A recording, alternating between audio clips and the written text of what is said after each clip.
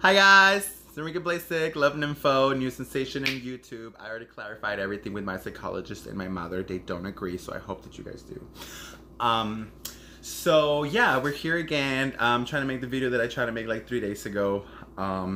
And because there was so much shit in my gallery and it was so clustered, I couldn't save and upload. Remember I explained all that to you guys. So at that point, I was just like, you know what, let me just make it on Monday. And it's not Monday, so hooray, I'm making it 2 days before. Where am I right now in life? What did the full moon brought to you guys? What did it brought out of you guys? I hope that it was positive.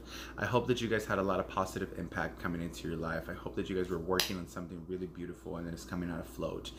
And for those who are running around with like chickens with no heads, it's okay. Remember, watch my first video.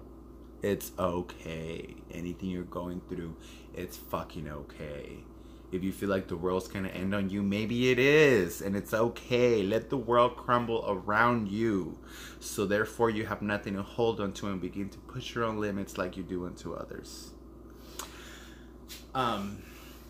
But for me, it was very positive. Your boy got a job.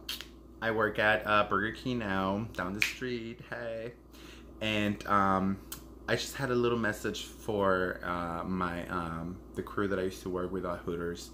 I know that one of the girls or two of the girls still watch my videos. I hope they do. I really, really hope they do, because I want to tell you guys that you guys made me feel like the star that I am.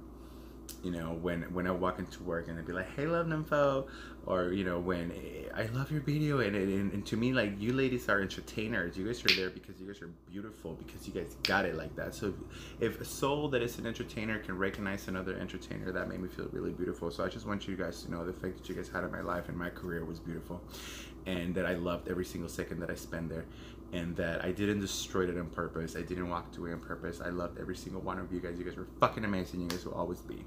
Anyway, time to move on. So where am I going with my sobriety? I'm going with my sobriety. I'm going somewhere. I'm shooting a fucking arrow again. Okay, let's hope this one fucking goes somewhere, because as well as maybe, you guys are tired of hearing me saying, or maybe my friends are tired of hearing me saying, I am also tired of hearing my fucking self saying that I'm gonna get a shot for my sobriety. Okay, so this time is different. This time doesn't feel pressure. This time it feels well. This time it feels real, because it feels like I'm really running away from it. Like I'm really like there's nothing that I've wanted to more this last couple of days than to run away and just fucking get high. But I haven't, because I've been doing the right thing. I've been following my steps. The first time I wasn't completely sincere. Remember I made that video that I said like, it works. Well, it wasn't really working out. I hadn't burned my bridges in a healthy way and replaced those bad habits with good ones. I was doing that, but I wasn't burning bridges. And that's because sometimes you're afraid. You're so afraid of feeling alone as an addict. And once your life becomes revolved around that, you're so afraid of letting go of that world, because you don't want to feel alone. You know what it's like to be coming down. You know what it's like to be 4 or 5 days sober and to feel completely fucking alone, and you have nowhere to go and nowhere to run, and the drugs are your only answer. But it's about taking the step to getting yourself there. To say, you know what, fuck it, I'm gonna make it somehow, and that's when the vivacious tenacity of actually wanting better for yourself, comes afloat, and it rescues you and it takes you away. Also, I've been practicing self-love a lot. I've been falling in love with myself. It was around the time that I realized that I wanted to stop. It was around the time too that I realized that I was ready to fall in love. That I fell in love before. I thought I did, but I wanted to do it the right way this time. Like if I told you guys about my relationships and how they really started and how they really went, you guys would be like, oh bitch, no wonder, no fucking wonder. But so, I tell myself every day why I love myself, what I'm thankful for. Today, I love myself for making this video. Today, I love myself for allowing myself to be healthy. I love myself for being amazing, and for respecting myself, and for sticking to my plan. And I love myself, and I'm thankful for the persons in my life. I'm thankful for every woman that I know. Can't go 50-50 with a hoe. Hey! But shout out to Drake. And I'm just in a really good place in my life. Like I was talking to a really old friend of mine the other day. He's like, how are you? And I'm just like, I was about to pull out that sorry boy card, and then I was like, nope, I'm doing great. I'm in the best place in my life that I've ever fucking been. And that is because I'm learning to love myself. I'm learning that I deserve the fucking best of this fucking world because of who I am, because I'm an amazing fucking person, and that's really it, you know. And we all are. We're all stars. When we start shining like one, you know what? I'm just gonna leave my hair like that because it just won't fix itself. So let's at least do something cute with it. There you go. All right. So I'm loving myself because I love myself, you know. I don't know. I missed my point, but it doesn't really fucking matter. Just fucking love yourself. God damn it. Even if your hair looks like this, if you can love yourself with your hair looking like this, and there's absolutely nothing in this fucking world that will stop you from anything. So do that. Walk around with your hair like this. It's a test. It's a social experiment. So yeah, that's where I'm at with my sobriety. That's where I'm at with all of that. And before I start with the whole language thing, I'm gonna sing a song for you guys.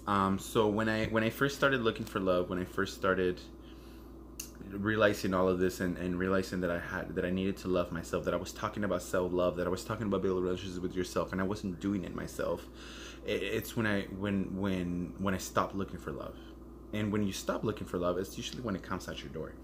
And I just want to redo this song so that people can know that it's okay to feel like you're over it. It's okay to feel like you just know, you know what? Fuck this love thing. Fuck this. Fuck this. Fuck. There's not enough cuss words in the word fucking English language to make me explain to you guys how much fuck love one can be meant to say. But yeah, so this is a song about it, and you know, it's about disappointment and just be like, ugh, over it, like, you know, like blah, blah, B-L-E-G, blah. And it's called What a Day. And then after that, we'll move on to the subject. Ooh, what a day, what a day, what a day, what a day, what a day. Ooh, what a day, what a day, what a day, what a day. Looking down my window frame, all these things are on my mind, all these things I gotta do, and I'm still so stuck on you. Ooh, what a shame, what a frame, what a waste of time. Ooh, what a shame, what a waste, what a frame, what a con, what a waste of time. I ain't looking for love. They say that love kills, so let me shoot with my own gun. I got no patience for love. They say that love kills, so let me live until I'm done. What a day, what a day, what a day, what a day. So that was that song. Anyway, so today's language. It is the subject of the day. Today's language. And how we all need to like worry about learning other people's language, learning other people's life, being able to read other people's language in order for us to truly communicate with the world and be connected to those things around us, and how important it is in order for us to have a tribe, in order for us to have a nuclear circle, that language becomes an everyday thing, that it's a dialect now that other people can understand. It's like if I showed you guys some of the messages between me and my friends, you guys will completely not understand why the fuck we communicate that way. But it's not for you guys to understand. It's for me and my tribe to communicate.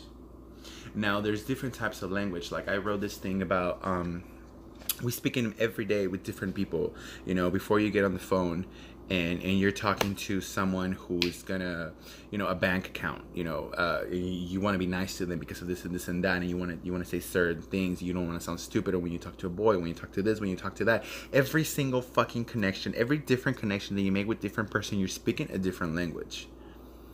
You know, you're speaking their language. You're trying to level with them. You're trying to share with them something, an idea. So if you know, it's I just want to make this video to imply how important it is to create that.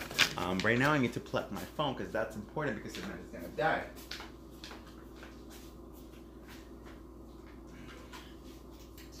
So I know I'm not the only one who like doesn't have a charger that will work for shit. Like it doesn't matter where I buy my chargers, they don't work for shit. So like I have to use my mom's charger. Oh, what a day, what a day, what a day, what a day. 1, 2, 3, ready?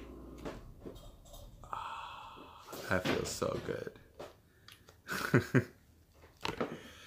So let's see. Plug in this shit. Oh, fuck me sideways and call me Charlie.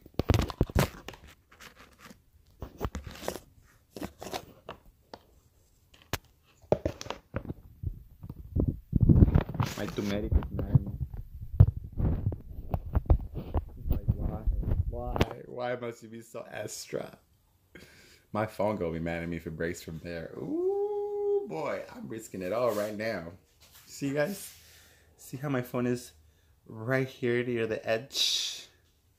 I'm risking it all for you guys. God damn it.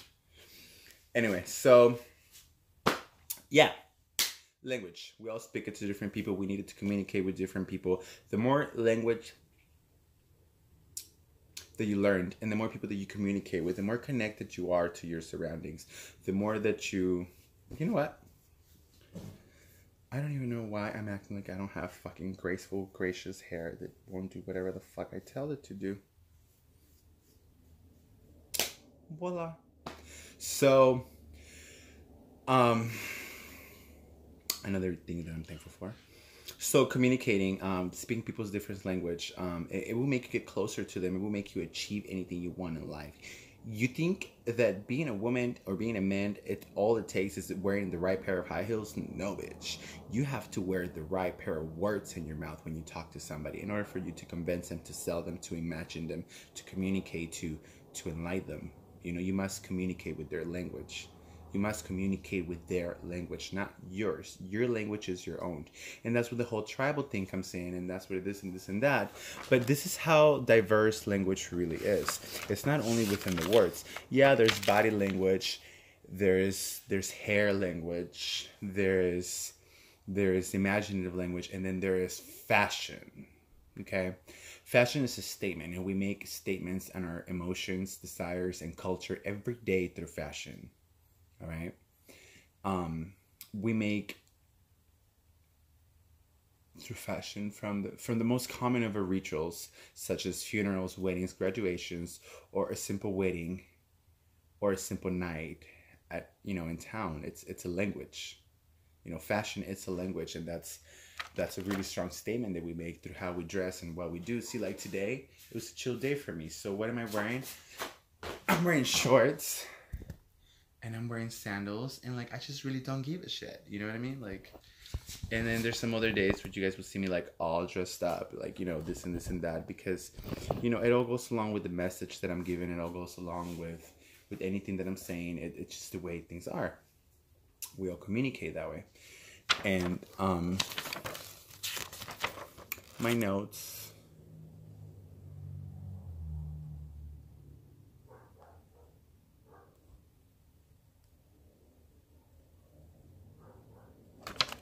Yeah, so if you want to communicate with somebody, there's a really important thing to understand is that when you speak someone's language, their walls go down.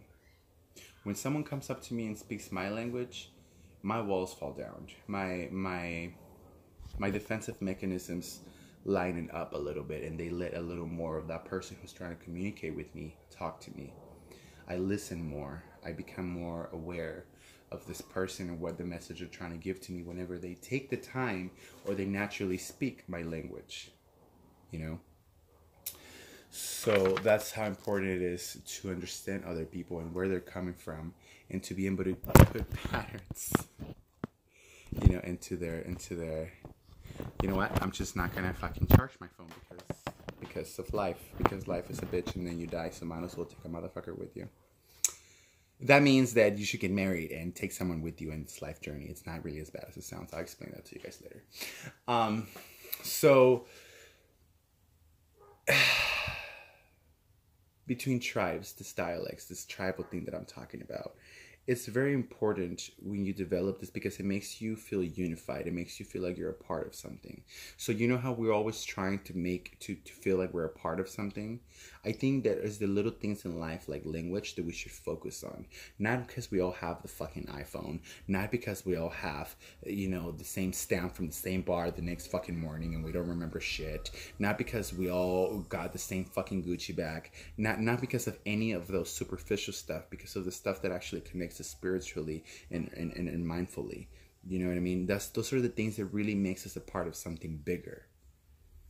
And it's when we start looking at things like that, when you start looking at conversations with your friends, that you're just like, what the fuck were we talking about? Sometimes you don't even know what the fuck you guys were talking about, because you guys were so in sync at that moment that you guys were using a complete different, like, momentary dialect that just will come out, and you guys are talking about this and talking about that, and you know, like it's great. It's fucking beautiful. You know, it's those are the things that, you know, we all have them as different kind of communities and different cultures and different social levels. We all have them. You know, there's the gay cliche lingo. The gay cliche lingo, yes, queen, yes, gaga, like, you know what I mean? Like, and then there's like the gay, like, inner lingo, which is like, are you top or your bottom? Do you BB? Do you FF? Do you fucking PNP? Like, you talk like that to a straight person, they're just like, excuse me? And, you know, and then there's also our inner circle lingo as gay people that is just like, bitch, did you got tested? You know, like, how is the, you know, the HIV, you know, stuff. There's STD stuff. There's, are you being accepted? How is it like to be black and a tranny? What is it like to go through all this dysfunctional family stuff? And there's our inner lingo that we understand each other, and that's what makes us a community, and that's what makes us tight. That we all speak that same language because we all been through the same situations, or different and collective. But that is what makes a tribe. That is what makes a community. That is what makes us all come together. So understanding those little things, it's not at the fact that we all go to the same fucking gym. It's not at the fact that we all fuck the same bottoms or the same fucking tops. It's not that. It's not at the fact that we all really fucked each other. You know, or that we dated each other, or that we go to the same places, or that we have to, or that we all want to be artists, or that we're all too creative to our own fucking goods, or that we all fucking go insane. It's not that makes us a community. It's not that we all like penis. It's not that we all like pussy. It's not that. What really brings us together is our experiences, our collective experiences that have developed this language, and we only us can speak and understand.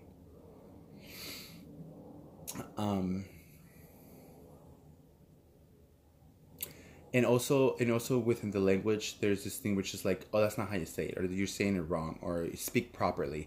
Bitch, speak properly? First of all, the only ways that you should speak properly is to understand someone's head, and you speak properly to them. Now, speaking properly is also a beautiful thing, you know what I mean? There's manners, there's this, there's that, but I believe in language evolution. I was watching this TED Talk not too long ago, and there was this lady who she was a linguistics major, and she was like, to me, there's no such thing as saying it wrong. There's called language evolution, which language evolutions with us and with our communities and with our tribes and with our social status, and it evolutions with us to what we say, because it's all about choices, levels, and it all comes down to balance. Because at the end of the day, those people who look down at other people that don't have the same education are also speaking stupid, or also speaking things in dialect that we don't understand, that only they understand. You know what I mean? So there's say everything your way. Have identity in your language. Have identity. Be proud of the things that you say. Be proud of how you spell shit. Be proud of all of that, and teach it to the world, and make sure that you develop it with somebody. Language is something beautiful. Words are something so fucking beautiful to me, that I believe in the power of words. I believe in the respect to words, and I believe in the respect to language evolution, and to how that evolutions with our dialects, and with our tribes, and with our communion, and with our union as people, and how we communicate with each other. Sometimes it can come as easier as a couple. Like, a couple talks to each other, and especially like when they're married, when they're like those superpower couples, and the way they fucking talk to each other in front of other people can mean absolutely nothing, and you can't really tell where they are in their relationship. That's because it's none of your fucking business.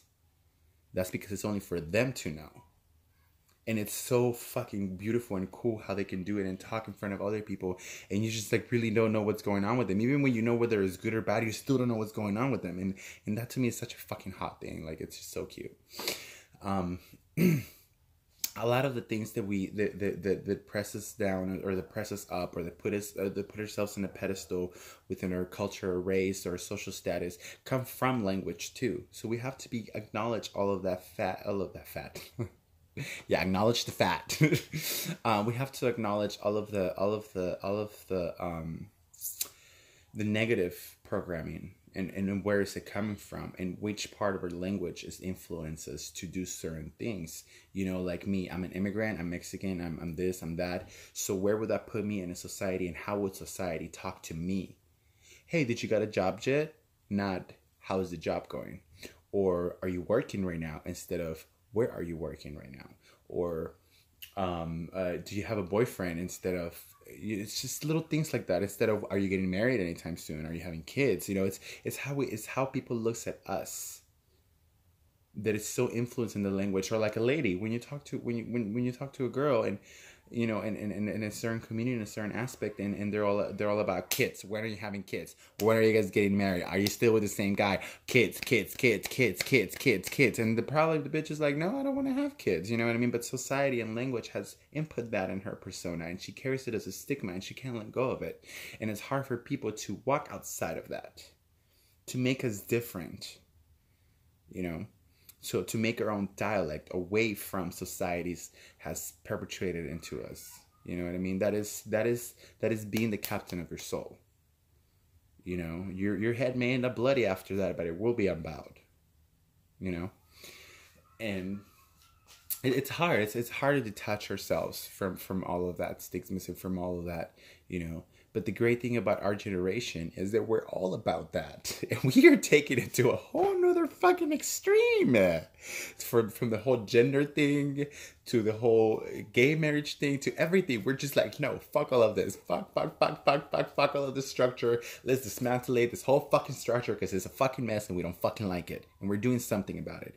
So I'm doing my part just right here, my tiny little part, by telling you guys not to forget about the language, and how we communicate to each other is very important, because it sees how other people sees us, and how other people talks to us. So it's very important that if someone is talking to you in a way that you don't like, or asking you the wrong questions, to bring it up and be like, you meant to ask me this, right? You meant to said this, right? Because it would tell them who we are, and that we no longer stand by those social structures, and we're being our own personas, and we're bringing to this world our uniqueness. You know what I mean? And it's very important to develop those things, to nurture, to water our grass, you know, with our own friends. It is something that I'm going to say over again and again and again. It's very, very important to water our grass within our communication and our language.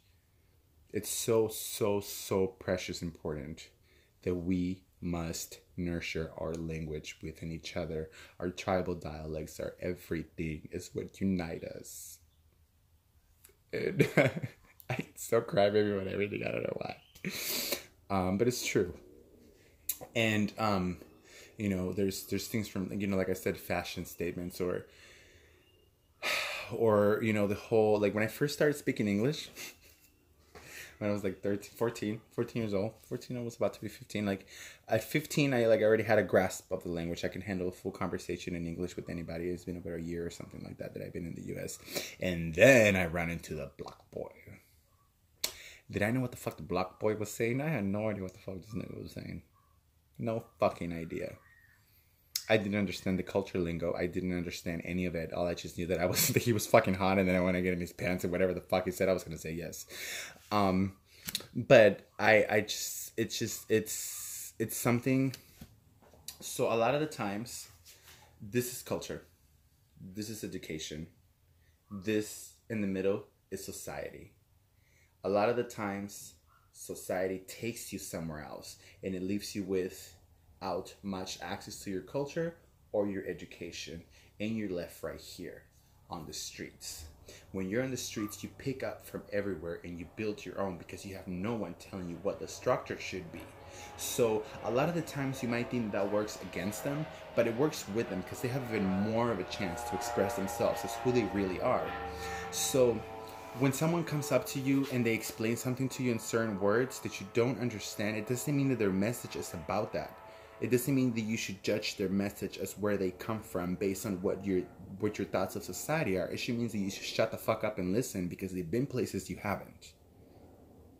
You know? And so don't ever confuse ignorance and illiterature with not being knowledgeful. Because just because I'm using the wrong words, just because I'm using a different lingo, just because I'm speaking in a language that you might have not been lucky enough to be exposed to, it doesn't mean that I'm not speaking something that you don't know.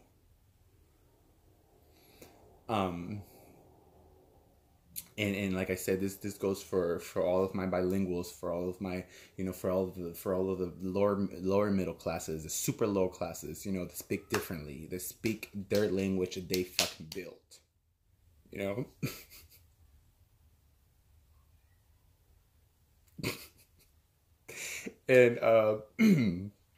so yeah, I get so into it, I get lost sometimes. But also, there's the language of dismissive confidence, which is a tribal thing for me. That a lot of the times you speak to your own, like you believe in them, like you believe in them, like you believe in you, and you love yourself so much that you love them like you love yourself. So you talk to them like you're as hardest on them as you will be on yourself, and that to me is the language of dismissive confidence. The language of dismissive confidence is the language that is never going to tell you that it's sorry. That it's never going to tell you that it feels sorry for you. That it's never not going to make you feel capable of overcoming any kind of situation because it believes in you. So that is one of my tribal things, and that is how we talk to each other, me and my friends. Every time a problem is there, we tell it like it is. We tell it straight to the face. It's when someone's down, you don't kick them. You just tell them like, bitch, get up. Get up. Just get up. Oh, you can't walk? That's fine. We'll walk together. It's okay. And it's a family thing too. It's a beautiful family thing. Like, me and my mom talk all the time, you know what I mean? And we like to go and look at clothes, and we're just like, oh, that's horrendous, that's horrible, that's horrible, that's horrible, that's horrible. Oh, look at this, it's so pretty, the colors are so same. And we're very we're very trendy. We know what people are gonna like before people actually likes it. When it comes down to fashion, me and my mom, we know what people are gonna be into before they are. We know when people are getting into the wrong thing. We know when things are ugly. We know when things are cute. We have really good taste. Well, she does. She has really good taste, and we talk to each other like that, and we have certain things that we say to each other that we're just like, no, because I don't even know how to explain it, because there's no way to explain it in a different language, because it's our own. And or like a lot of times when we want something sweet or something like that, or there's inside jokes. Inside jokes are a great example of dialect and communication and that personal language that you build with someone. Inside jokes, you guys. Inside jokes is the key to this whole video. So me and my mom will be like, "¿Qué galletas?" That means I want cookies. And when we say it like that is because we're just like, there's nothing in the fridge and we want something sweet and we probably don't have money to get it. So we just sit there and we just say that to each other until we just no longer want cookies. Or like the other, and it's so beautiful when other people when you care about someone, you care to learn their language. You care to develop their language. You care to know the words they speak. It's very rare, like it's happened to me right now with this boy, that someone already speaks your language. It's something that you usually have to develop. It's a beautiful thing when you don't, and it scares me a little bit, but it's beautiful. But when someone starts getting influenced by your language, like me with my friend Karina, when she started her journey, she would always be like, "Stop being so negative! Stop being so negative! Stop being so negative! Stop being so negative!" Ah! So that came into a thing to me, and now when I see someone, I'm like, "Stop being so negative! Don't be so negative." And I know where she's coming from now. You know what I mean? I understand her language. I speak those words now.